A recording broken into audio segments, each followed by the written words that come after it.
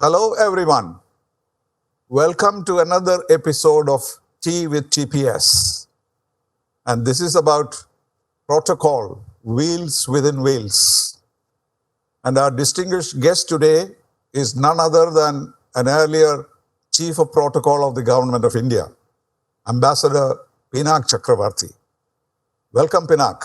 Good to see you. Thank you, sir. Thank you, sir. Good to see you. Well, Pinak, I invited you to this because of the problem that I am facing in Trivandrum. Because Trivandrum is a one ambassador town. There is no other former ambassador in the city. We had Ambassador Thomas Abraham, Ambassador TPS Menon. So we used to call it a three ambassador town before. But unfortunately, both of them have left us. So I'm the only ambassador in town. And therefore, last 2 weeks, I've been bombarded with questions about protocol. And I've never done protocol in my life, except the usual mission protocol. And but of course, with whatever one has heard, and also the very helpful book by Prem Budwar, I've been trying to answer these questions. But I thought we should get it from the horse's mouth, as it were. I think the Keralites are really waiting to hear from you, the experienced person that you are in protocol. Ambassador Pinak Chakravarty was ambassador to Bangladesh, High Commissioner to Bangladesh. He has served in various capitals, including mainly in West Asia and also in London and Israel. A very experienced diplomat, one of the distinguished ones that we have. So it's a pleasure to have him with us. Well, Pinak, you have been a chief of protocol. As I understand it, the chief of protocol has two different functions. One, of course, is to look after the ceremonials involving the head of state and head of government and general ceremonies. And on the other hand, looking after the diplomatic corps, the rather large diplomatic corps in Delhi. So which one did you find more challenging? Yeah.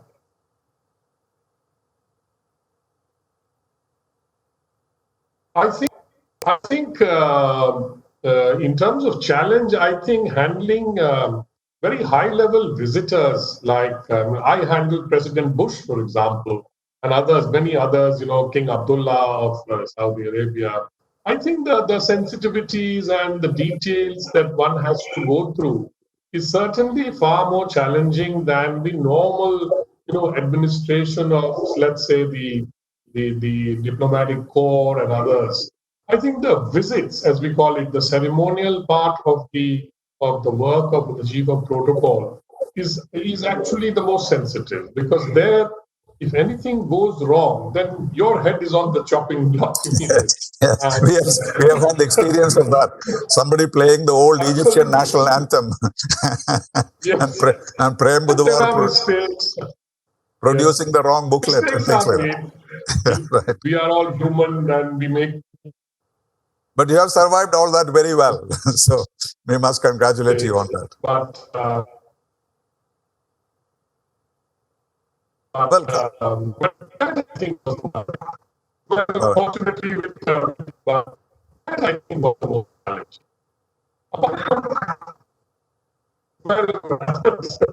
The other part, of course, is administrating the Vienna Conventions, basically, as far as the diplomatic and consular corps are concerned. And there, of course, sometimes you have problems, but by and large, people tend to follow the rules and regulations. There are some cases where people make, petty infringements take place, but some serious infringements also happen. And then, of course, it becomes the most sensitive in terms of tackling it with the government. We try to do it, quietly to solve it. If it is, if it is within a certain paradigm of diplomatic, let's say, flexibility and our relations with that particular country. So I think those are the factors that you take into account when you are dealing with either incidents or some infringements, etc. And these happen from time to time. There are embassies personnel who tend to sort of do things. Get into too much detail here as to what infringements they do, but you can ask me if later. We'll come to that. We'll come to the specific issue which is in front of us. So you will be able to analyze it. But my first question is, how do you handle the implementation of the Vienna Convention? Is it an art or a science? Do you apply it rigorously, or do you apply it in a politically, diplomatically flexible manner? How do you approach it? Well, the Vienna Convention is quite clear on many, many things. But when you try to implement or try to rectify certain infringements and others, it is more a political thing, unless it is so blatant that there is no option.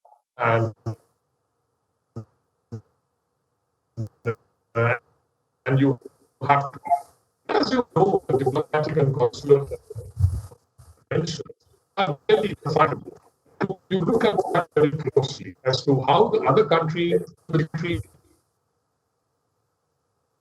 particular country in a particular case. So I think that is very, very important as far as I view it. Because there, if you don't have flexibility, then sometimes it becomes a problem. Because maybe the person involved has made a mistake. You have to first find out whether it was a genuine mistake or he did it deliberately. Things happen. And of course, there is always a remedy, because you call in that country's ambassador and try to talk to them and try to tell them that these things should not happen. But it depends, and it depends on the country very much. I think one can take a very harsh decision depending on the situation and our relations. But ultimately, what is supreme is our national interest, and which is like our relations with that country. So you make sure that these things do not impinge on our bilateral relations. That, I suppose, is a major factor. Well, coming to think unless it is forced to do so. Right. Is there a big difference between the privileges and immunities of the diplomats as against consular officials? Because there are two conventions. What is the big difference between the two? Indeed. The two conventions are, of course, the 1961 Vienna Convention on Diplomatic Relations and the 1963 the Vienna Convention on Consular Relations. There are differences. They are not on an equal footing. The consular, those who are protected by the Vienna Convention on Consular Relations have a lesser degree of protection, if I may say so, which means that they are obliged to be more careful in terms of their immunities and privileges. They are only allowed immunities which relate to their functional duties, not beyond that. I mean, not for any private or a personal action. They are not allowed that kind of immunity. But generally, India observes a fairly sort of relaxed and I think kind of understanding view of all this. And it depends really on case to case. I mean, in terms of what exactly happened, why did it happen? Like the Americans used. Like the Americans used the limited consular immunity of one of our officers. They arrested her saying that she is only a consular officer, even though she is a diplomat. But still, they used the consular convention in order to prove a point. And that is a very celebrated case. Correct. Right. And yes, the Americans tend to make exceptions because they have this thing that it doesn't apply in this case or that case, etc. You have served in the UN, and you know that the Americans have an agreement with the UN, and which they tend to apply, etc. And in the celebrated case that you just mentioned, the lady colleague who was arrested, etc., she actually had diplomatic immunity because she was accredited through the United Nations as well. Nations also really made a very silly mistake. I don't know what point they were trying to prove, but I think there are some people involved in that whole decision making who basically thought that this was a good opportunity to. But then it cost some of them, at least including their ambassador here. she had to be pulled back. I mean, it can lead to certain, certain sort of ramifications that sometimes you don't realize when you take a certain decision like that. Okay, coming to the instant case, what's going on here? The whole question revolves around the idea of a diplomatic bag. What is a diplomatic bag? Of course, the definition is there, something which is certified as a diplomatic bag by the Foreign Office, which sends it with a visible seal. But it is addressed to a diplomatic mission. So here there is some misunderstanding that this was being collected over the years as a diplomatic bag, whatever gold or whatever was coming in that, and it was routinely being collected without anybody giving any attention to that. But somebody insisted on opening it simply because there was a tip-off. So that is how it started. Then the UAE Foreign Office said that we have not sent such a bag, we had not certified it, and therefore it's not a diplomatic bag, and our government accepted it. And that is what is causing the controversy. If it was not a diplomatic bag, how was it allowed to be examined as a diplomatic bag? And if it was not a diplomatic bag, why was it that the people involved were not questioned or arrested? So this is the contradiction being pointed out. I think, first of all, let me say what is a diplomatic bag. A diplomatic bag is essentially a pouch which containing communications, basically written communication. Now, as you know, over the years, we have now digital communication. So the role of the diplomatic bag has really reduced to, very, very limited kind of exchange. But it is permitted, the diplomatic. Some documents and so on. Yeah. Documents, certainly a hard copy of something which you can't really send over the mail, or even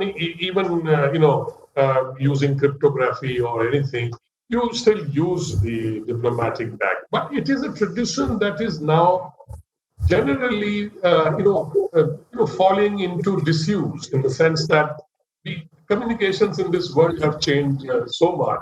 When you and I, sir, joined the Foreign Service, we were still using manual typewriters, with carbon paper. And the day the diplomatic bags arrived, we were so delighted because we would go to the embassy to get the news of the last 1 week's newspaper. It used to be a celebration, but there is no such thing these days. Absolutely. Who cares for the diplomatic bag? Sir, you and I, we all remember that we used to write letters, handwritten letters that we used to send back to our parents, our families, others, etc. With Indian stamps, Yeah, right.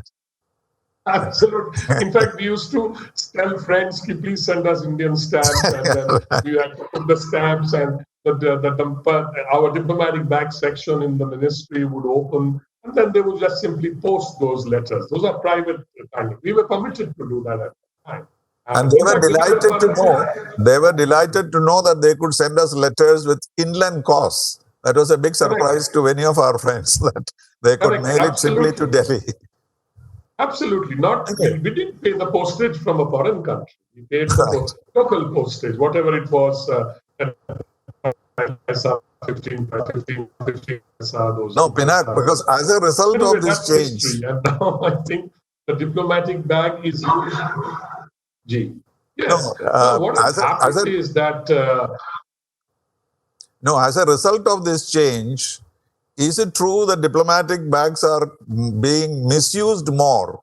Because proper use is not really necessary, but they use diplomatic bags in order to get contraband in and out. Is that a problem now? Sir, I think I cannot really say whether diplomatic bags are being misused. Now that this bag has been caught in Trivandrum, we know that it was being misused. And obviously, if I may focus on this for some time, in the sense that a diplomatic bag, when it arrives, of course, is very well marked. It is kept separately, and only an authorized person can pick it up on behalf of the embassy, who has an ID or something verifiable. So the customs people who hold the bag, they will hand it over to that person. Obviously, in this case, there had been a tradition or a certain precedents that had been worked out, etc. Normally in Delhi, I found that diplomatic bags are not picked up by local staff. They are Right. usually picked up by home-based staff who belong to their diplomatic service or at least their government. So the local staff very rarely would be allowed to pick up. I can't recall any. I think they were all mostly, at least there would be one person, a home-based staff, they will be accompanied by another person, etc. And they all were issued ID cards. They had to enter a particular place in the airport, so they needed a permission. The Civil Aviation Authority had to give a ID card separately from the ID card given by the Ministry of External Affairs. So I think these precautions were there. And then, of course, it happens that if one person is going every time, then the customs people also become familiar with that person. Oh, he's from such and such embassy, or she's from such and such. So a certain familiarity is also built up. I suspect that this familiarity was also built up in the case that you just referred to in Trivandrum. And but I don't know the details, and I'm sure the investigation will throw up many more details. It seems very odd that a diplomatic badge clearly marked and sealed was done, if we were to believe the UAE government, was done outside their purview. Yes, what they're saying is that it was. Be an insider. They think that it was forged by somebody who knows the system, and these people who are involved were doing this for years together, and therefore they knew exactly where the loopholes were. That is the fact. Anyway, coming to this specific instance, the question being asked is the attaché of the Consulate General. He happened to be also the chargé d'affaires because the two officers above him were out of the country. So he personally went and witnessed the opening of the bag. But then we did not detain him, we did not question him because he has diplomatic or consular immunity. So when a person is caught like that, don't we have any maneuverability or any possibility of at least asking him how did it happen? But we did not seem to have asked him even because of his consular immunity. Is that normal? Sir, if I presume he had a diplomatic passport and hence was entitled to immunity. And so he could not be detained or questioned. That is the law. And but if he volunteers information, that is different. The other method is to invoke or go out to the sending government, that in this case the UAE, and ask them for waiver of immunity. Right. This is a process that is very much there in the VA. But that is for very serious crimes, no? Absolutely. We normally ask for waiver only in very serious crimes. Normally, yes, correct. You are right. Now, obviously, this is a case where, there has been no death or murder or anything, so probably it is not regarded as that serious. It's basically smuggling. But for what purpose? Now, that is important. Was it only to fill their own pockets or to help somebody do something else by raising money, by selling the gold? I think that is a matter of investigation. And I've heard certain speculation about misuse of this money, etc., and all that. Now, I'm sure the attaché who went there, I don't know what he said, how he behaved, or what stand he took on the site. But there is another factor is that if you want to detain a diplomatic bag or a diplomatic shipment on suspicion and say, look, we would like to open it because we suspect that this contains contraband, it contains prohibited items or whatever, which we, under our laws, are prohibited, etc. Then the procedure is that it should be opened in the presence of the representative. Yes. That's what happened. Yeah. This is what I think happened. And obviously, when it was opened, and clearly they knew because, having gold bars in a diplomatic bag instead of just normal paper and cheese and dates. He said cheese and dates. Yeah. He claimed it was cheese and dates. Cheese. Yeah. Oh, I see. Cheese and dates. Okay. So obviously, it led to this incident where it had to be opened because it was. This is a very serious incident. I mean, I would say a tier 2 level serious incident because I would place murder, etc., and at the highest level. This would be tier 2 level, and it could become more serious if the investigation leads to some other conclusion about how this. Who sent the gold bars? Of course, UAE is saying, but there has to be an insider, even in the UAE, I believe. I don't think either an insider who knew, as the UAE government is claiming, because in those countries they leave it to a lot of local employees to do all these things. Pack the bag, put the papers in, create the manifest, etc., and all these things. So I think it could be somebody who was inside and knew if we were to accept the UAE version, or some real insider who was in touch with this attaché and they were into all this. But is it still being carried by the captain? There is some kind of a convention like that, isn't it? It is not sent in the hold. It is normally carried by the captain. Is that the present arrangement? So both systems are followed. If the bag is big, then I don't think the captain can put it in the cockpit. But captain usually carries it if it's a small, very, very important kind of thing, then it is done. Moreover, it is only given to the captain of your national airline. It cannot be given to the captain of any other airline. So then you send a courier. Then you send a diplomatic courier to it, isn't it? Before, if you don't have a national airline, courier can take the bag on his or her person and keep it with as a personal kind of a bag and fly with it to whichever country they are going on any airline. After all, and airlines tend to sort of they have to be informed in advance that we are sending a courier with a bag. So they know the procedures and they will honor all those rules and regulations that. Yes, all of us have done that. I have done it. I have done it myself. Except that you have to hold on to it. In the old days, it used to be, locked. There used to be a wrist lock. But now we don't do it, I think. Now we trust them. Nowadays, I find that many of these couriers use a normal airline bag, handbag, the trolley bag as we call it, and put the bag inside. Inside it, yeah, right. So they don't look like diplomatic couriers. Doesn't attract attention, and the customs, etc., and the security are informed in advance. So they will open it and check if it's a diplomatic bag, but they will not open it. Okay, the next question is, normally in these circumstances, from my own experience, what happens is that if we have a tip-off from the Foreign Office or somebody saying that this suspicion is there or this allegation is going to come, we normally put them in the next flight and send them home, don't we? That's right. Not necessarily. Any kind of embarrassment.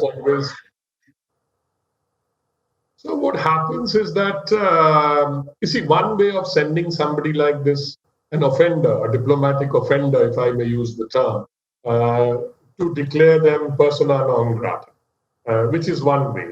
No, but before that. Before that, what happens is that there is a certain amount of consultation. I mean, in the sense that if it's a friendly country like the UAE, and we have importance, both are important stakeholders in the bilateral ties, then you tend to get into a degree of consultation and give them a chance to say what they have to say.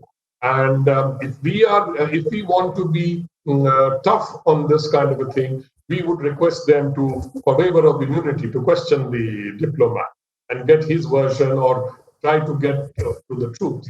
But most countries tend to not give this waiver in very few cases that I can come across. I can't even remember if there's any case as such that I came across a waiver. So this is rarely given. So hence what happens then is that instead of doing PNG is of course the harder option. So what we normally do is that we tell the sending government that you please withdraw this diplomat, that we don't want him he's involved in all this kind of illegal kind of stuff. So we don't want him. And so you please withdraw him. This is what would have happened in this. But why is it that he stayed for 3-4 days? Was it at our request, or this is what is being asked? If he was here for 3 or 4 days, did we ask for permission to question him? Did they deny it? Or how did he disappear suddenly like that? Was it with our knowledge and information? These are the questions. Sir, he couldn't have left without our knowledge. That is for sure. I mean, so as I said, the 3-4 days were probably used for consultation, because without taking any precipitate action like declaring and putting him on the flight, next flight back. After all, there are certain other things like his family, his baggage, etc.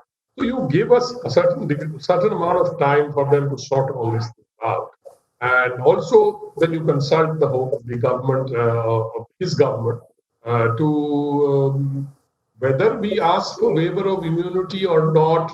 I don't know, because I'm not privy to those facts. But I think there may have been discussion on this, because if it is going to be dealt with as a serious offense, then I think a request for waiver of immunity would be logical. But then UAE may have said, look, it's not our practice, we don't waive, etc. Which we might also do it for in case our diplomat is involved, and depends on which country, or that kind of a thing. So they may have said, look, they may have themselves offered, look, we will withdraw this guy, and we will withdraw this diplomat. And also, do they say that they will?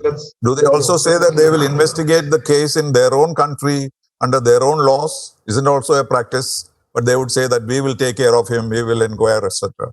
And the other question is, can we, now that he is not a diplomat in his own country, will they accept the possibility of one of us going there and questioning him? Does that happen anywhere? It can happen if the government, in this case UAE, cooperates fully with the Indian government and says, look, we have investigated and this is what we have found, etc.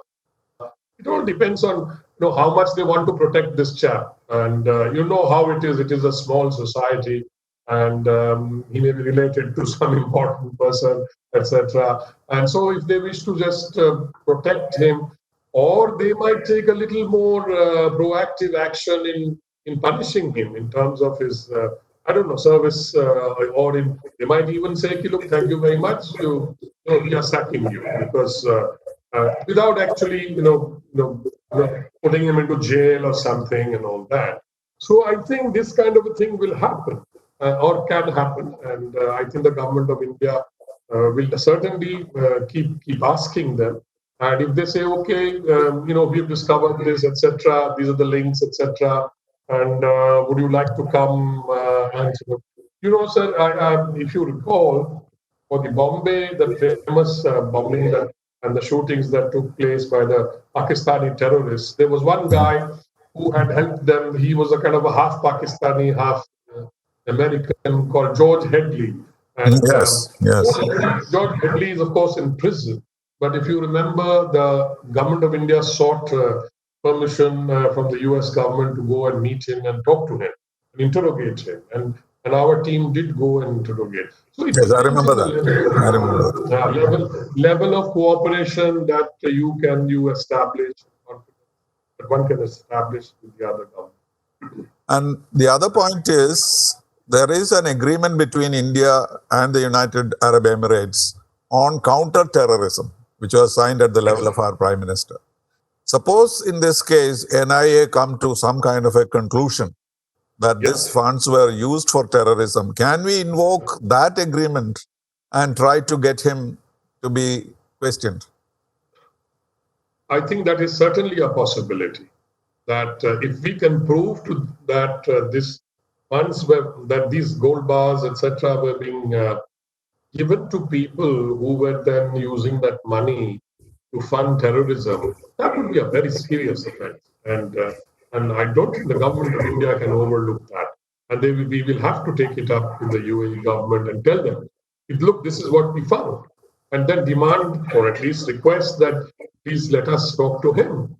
It may happen that they may allow, but I don't know. I mean, this is in the realm of speculation.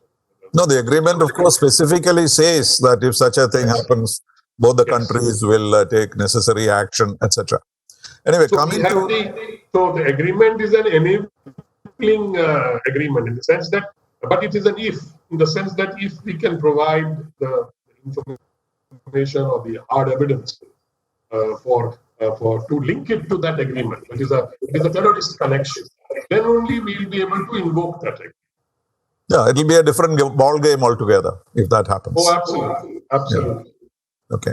Coming to the security, here what happened was that the Ministry of External Affairs told the government, Kerala government, that some security may be provided to the consulate general, not the consul general. Okay. Right. And what they did was they actually gave him a PSO to the consul general, not to the consulate general, who accompanied him everywhere. And he happened to be a man who was working in the airport, whom the consulate identified and asked for him. And he has been continuing there for years. And he was allegedly participating in all this. So he has, of course, been arrested and so on. So that is such a possibility there of our giving PSOs to diplomats. I know that in Canada we have that because of the old incidents, etc. Even now, I believe our High Commissioner has security.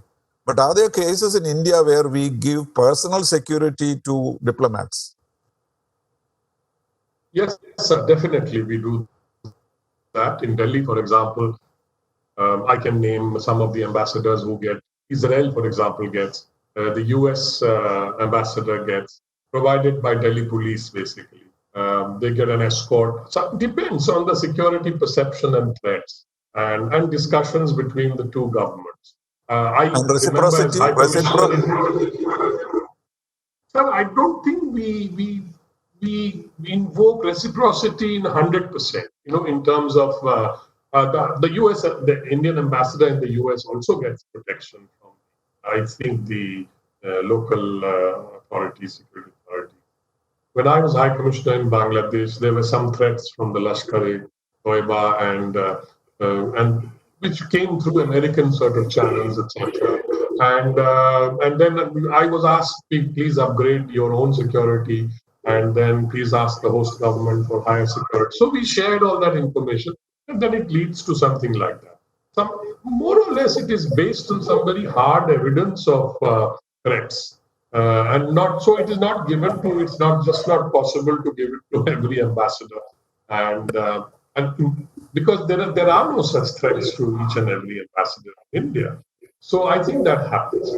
Now, what you just said about that, I presume the PSO was a local police official.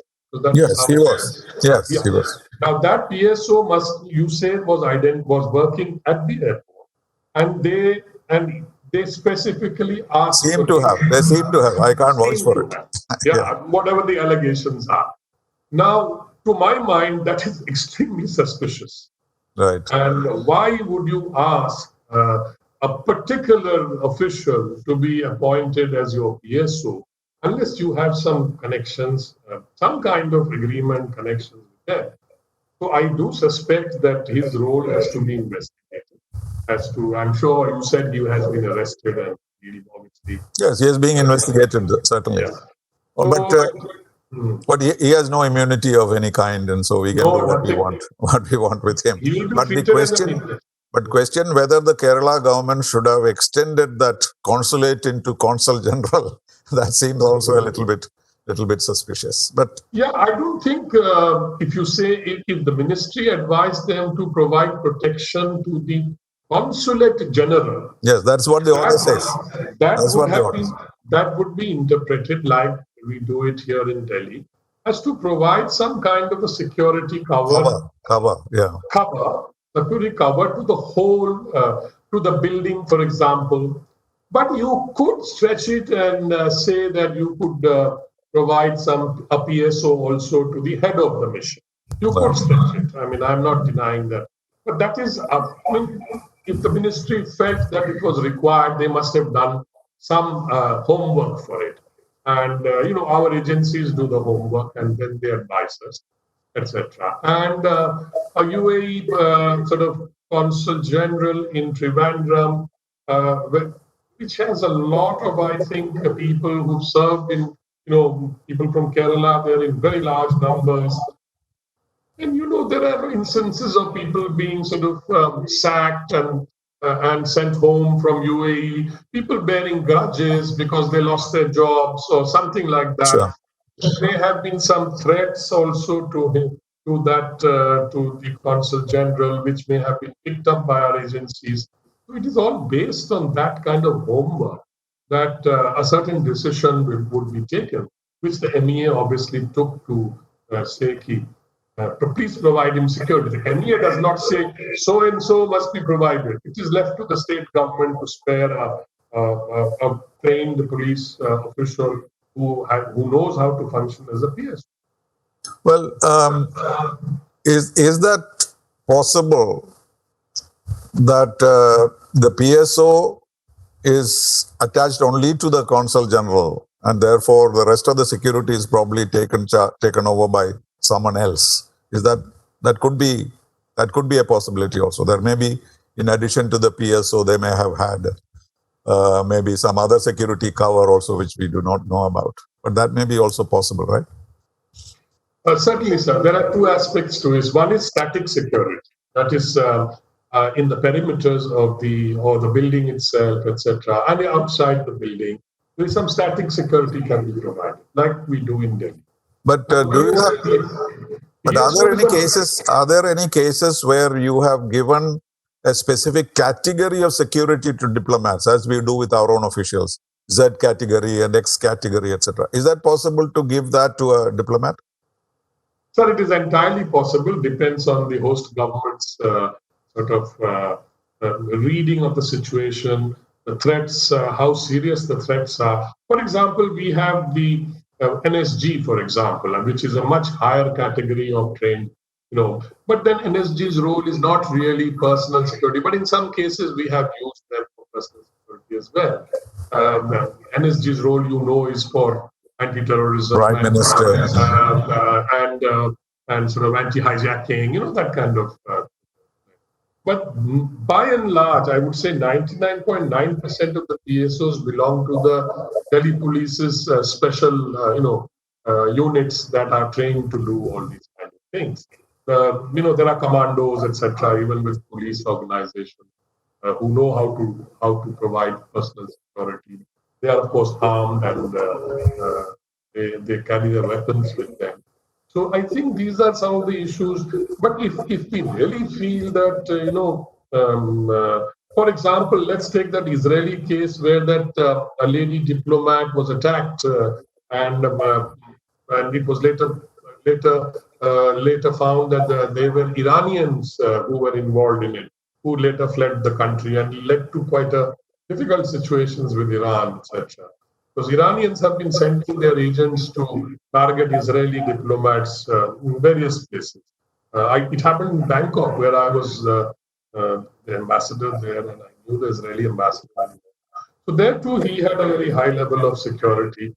The Israelis also provide their own people, of course, their own trained people also.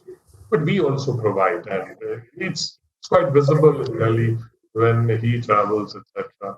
So I think that it is entirely up to the threat perception. We call it the threat perception, which is studied and then it is decided as to bilaterally. We agree on it bilaterally. Yes. Yes, we say, look, this is our thing. So they may say, why don't you upgrade it or something? And obviously, the tendency for the sending government is to ask for the highest level. More and more, yes. Sir, how it is. Exaggerated notions. Yeah, the host government would take its own decision.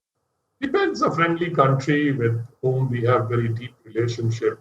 We tend to be more flexible. Okay. Now we come to the last point regarding communications. If you look at the protocol guidance which has been given to missions and particularly consulates, it is a rather impractical suggestion that they cannot establish contacts. This is the word. establish contacts with the state government, except for routine and technical clarifications. This is what it says. But isn't that too limited? How do you expect a consulate to function without the possibility of mixing up with people and talking to leaders, ministers, etc., etc.? But strictly speaking, this is what it says. But in practice, I know for a fact that we ourselves function more independently. If you go to a state, US, we go to many states and you talk to the governors and do various things. We never bothered to inform the State Department. But when a case comes up, and there's a suspicion, then suddenly the book is produced. And when the book is produced, everything that has happened is abnormal and illegal. So how do you deal with this? Is this such a strict thing that they are not allowed to communicate except through the Ministry of External Affairs in Delhi? Sir, many things are in the book, and many things are on paper. But in practice, you can't really enforce all of them. I have been a consul general, you have been a consul general and ambassador. And we realize that some of them are impractical. But you were in Karachi. The Karachi consul general is something very different. Yeah. So yes, and I can tell you a lot of stories about that, maybe on some other occasion. Right. But see, sir, what happens is that there is a conundrum here. Our constitution gives external affairs into the exclusive domain of the central government. And the central government operates through the Ministry of External. So hence, these kind of instructions do go out because nobody wants to violate the constitutional provisions, for example. But when a state government is requested that, look, for example, in many states, there is only one or two consulates. Goa, for example, has the Portuguese consulate. For historical reasons, when our relations became friendly, etc., they have requested that, because they say we have dual nationals, people who have family here, whose families are there, which is true. And we looked at it, and I was also there. I was deputy chief of protocol at that, and we looked at all these things, and we permitted them to open. Then, of course, we instruct the state government as to how to deal with it. These are very well-laid norms. After all, Mumbai has been dealing with so many consulates. Kolkata is dealing. Chennai has been dealing. Bangalore, for example, there are only one or two. I think in Hyderabad, we allowed the US to open a consulate after much. Of course, reciprocity is maintained. We also opened in you would remember that. But there are certain reasons. In Chandigarh, for example, we allowed Canada to open because there was a heavy requirement of immigration processing from Punjab, as you know, from Canada. So we allowed them to open.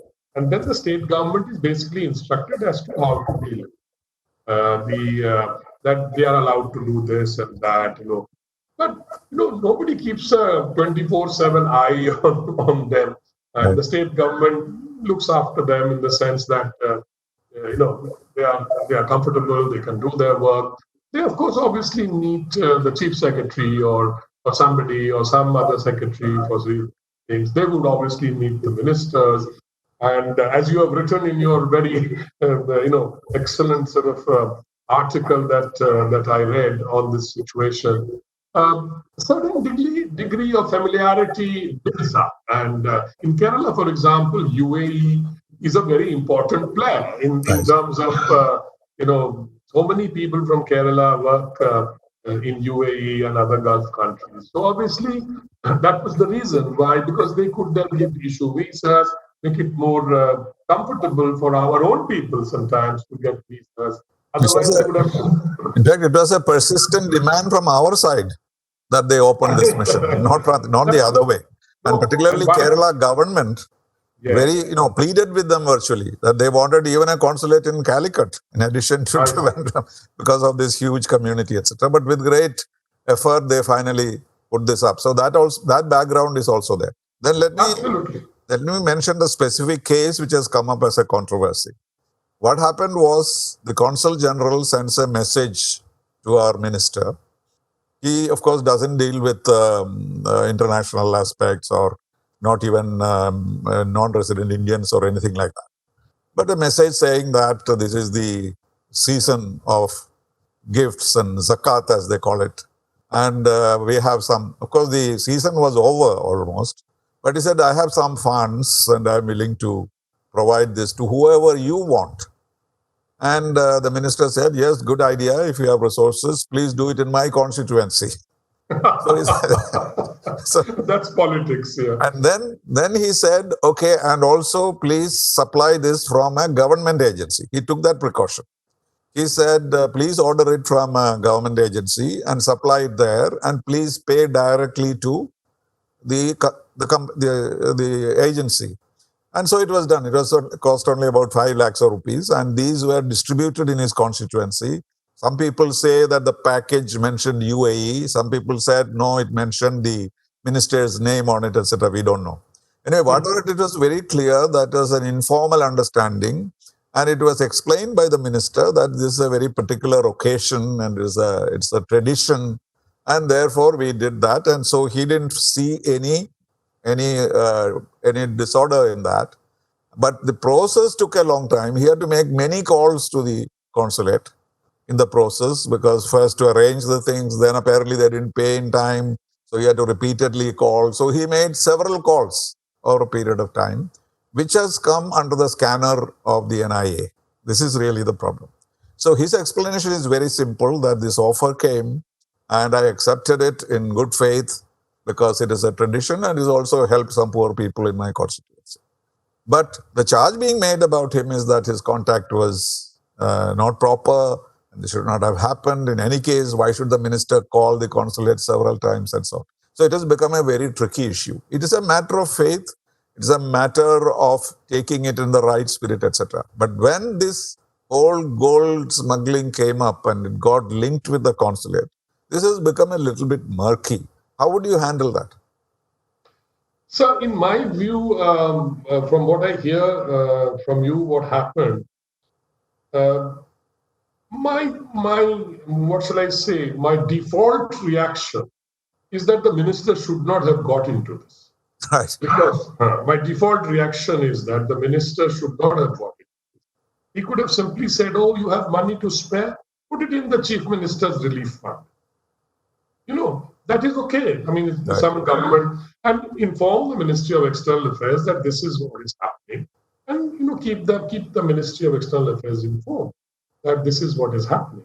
Now, this is the problem when you get down to local politics and local issues where and the minister would have kept completely above board if he had simply said, you have the money, please give it to the CM's relief fund. And instead of saying, okay, I will help you procure everything, agency, and so his own interest got involved, which is not the way to do things. Don't make your personal interest involved in these kind of ties, bilateral ties at the national level. And politics also gets in them and distributed in my constituency, which is very clear that he was trying to favor his own people or his own. Right. As against the rest of the state. Absolutely. After all, Kerala is not just one constituency. So there are people, So I think, in my view, personal view, I don't think he should have avoided making it a kind of a personal thing. Because what happens is when you get into these personal kind of arrangements, you give leverage to the person who's trying to play the money. Right.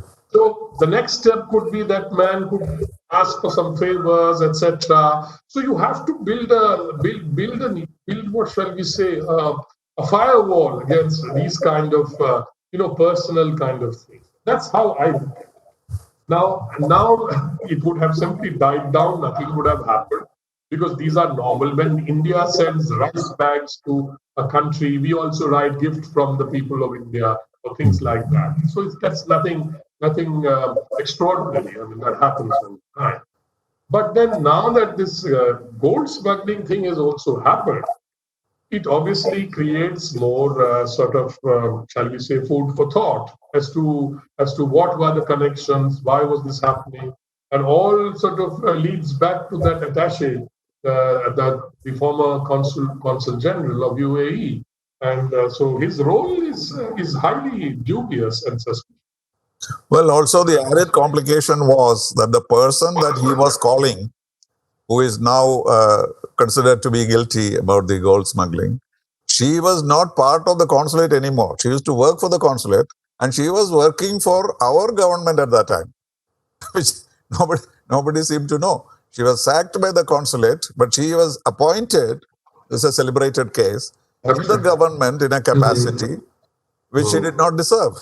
And therefore, it became even more complex. But as you said, such things would have happened, maybe happening all the time. But that timing, particular timing, and the dramatis personae involved made this complicated. And that is really the issue. So I just cannot understand how this lady came to be appointed in the Kerala government. Does the Kerala government have no procedure to check antecedents of such people? I refuse to believe that government has these procedures. So why was those procedures bypassed? I don't know. I'm just, as an outsider trying to think through this process as to how it happened. No, but that issue, we didn't go into that issue. The private secretary or the principal secretary of the chief minister has been suspended and is under investigation. Who is supposed to have recruited her and all the rigmarole? Right. That's not a protocol issue. So, but obviously there are, as I said, wheels within wheels. Wheels within wheels. Thank you, Pinak, for spending so much time. I think they have heard it from the horse's mouth. And they will keep on playing your tape rather than asking me more and more questions every day. I'll say, please watch. Please watch Pinak Chakravarty. That's a good way of thank you, sir. Saving myself. Thank you. Yes. I appreciate that. Thank you. Thank you. Thank you very much. Pleasure talking to you. Great pleasure.